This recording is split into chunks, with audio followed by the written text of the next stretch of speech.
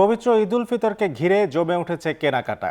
ফুটপাত থেকে বিপণী বিতান এবং অভিজাত শোরুম সবখানে বেড়েছে ব্যস্ততা। আর এ নিয়ে জানাতে রাজধানীর এলিফ্যান্ট রোড থেকে সহকর্মী রাব্বি আল রাহিদ এবং ফেনী শহরের মিজান রোড থেকে যুক্ত হচ্ছেন সোলাইমান ডালেম। শুরুতে যাব রাব্বির কাছে। রাব্বি, ইফতারের পর মার্কেটগুলোতে ভিড় কেমন দেখছেন, আর কি ধরনের পোশাকের চাহিদা এবার সবচেয়ে বেশি? দাম নিয়েও একটু বলবেন, কি বলছেন ক্রেতারা?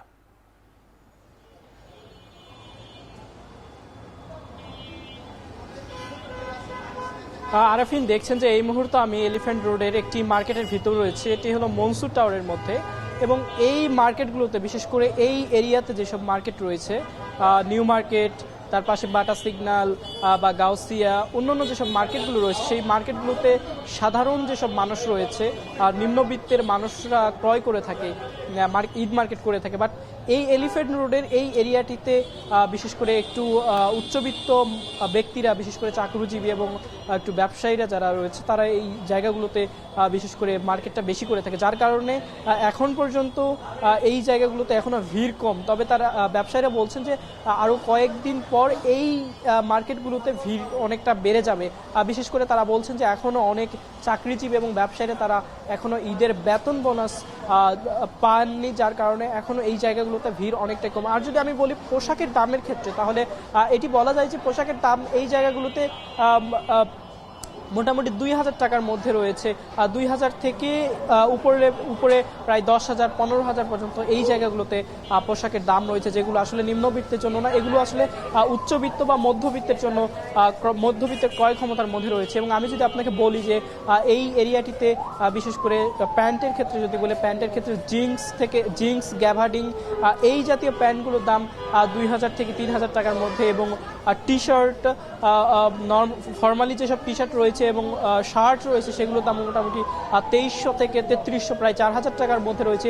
এবং এই জায়গাতে ব্লেজারের যে দাম রয়েছে, যদিও এখন বর্তমানে শীত নেই, তারপরে এই এরিয়াটিতে মোটামুটি বেশ কয়েকটি দোকানে ব্লেজারও বিক্রি হচ্ছে, এবং সেই ব্লেজারের দামও মোটামুটি ৩,০০০ থেকে শুরু করে প্রায় ১০,০০০, ১৫,০০০ টাকার মধ্যে রয়েছে। এবং যদি বলি যে ঈদের ক্ষেত্রে সব থেকে বেশি গুরুত্বপূর্ণ যে পণ্যটি রয়েছে ছিল পাঞ্জাবি, আর সেই পাঞ্জাবির দাম মোটামুটি এই মার্কেটে ২,০০০ থেকে ৩,০০০ এবং তার উপরে রয়েছে ২৩০০, ২৫০০, এরকম ধাপে ধাপে আসলে পাঞ্জাবির ডিজাইন, মান এবং ব্র্যান্ডের উপর নির্ভর করছে।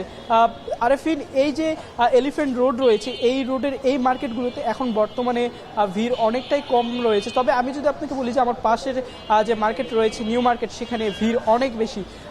এই ছিল এলিফ্যান্ট রোডের যেসব মার্কেট রয়েছে সেসব মার্কেটের সর্বশেষ পরিস্থিতি। আরেফিন। রাব্বি, আপনাকে ধন্যবাদ। এবারে আমরা একটু ডালিমের কাছে যেতে চাই। ফেনীর বাজারে ঈদের কেনাকাটায় ক্রেতা সমাগম কেমন, কি বলছেন ক্রেতা বিক্রেতারা?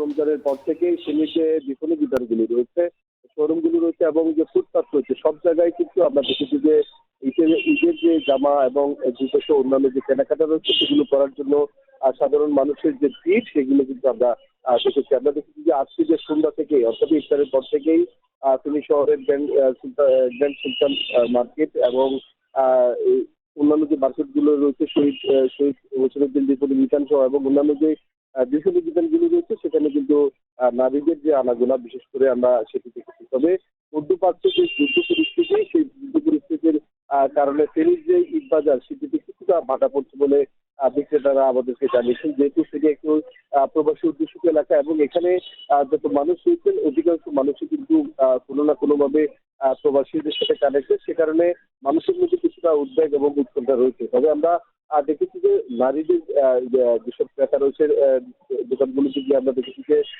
এবারের ঈদে বিশেষ করে পাকিস্তানি যেসব থ্রি পিস রয়েছে, সেই থ্রি পিসগুলোর চাহিদা রয়েছে। আর সামনে যেহেতু গরমের পরিস্থিতি, সে কারণে কিন্তু নারীদের মধ্যে আমরা দেখেছি যে দেশীয় সুতো, জামদানি এবং কাতার সহ অন্যান্য যেসব জামা কাপড় রয়েছে, সেগুলোর প্রতি নারীদের আগ্রহ রয়েছে। এছাড়াও আমরা দেখেছি যে পুরুষদের মধ্যে গ্রীষ্মকালকে কেন্দ্র করে দেশীয় যেসব আড়ং কটন, গ্রামীণ ট্যাগ সহ অন্যান্য যে দেশীয় যে বিভিন্ন ব্র্যান্ডের যে পাঞ্জাবি, সেসব পাঞ্জাবির প্রতি যুবক এবং তরুণদের কিন্তু আগ্রহ আমরা দেখেছি।